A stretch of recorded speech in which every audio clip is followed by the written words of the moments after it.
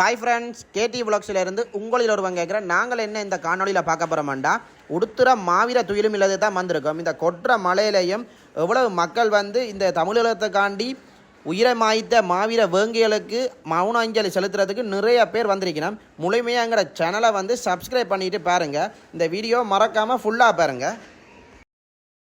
Karthigai 27 Karthigai 27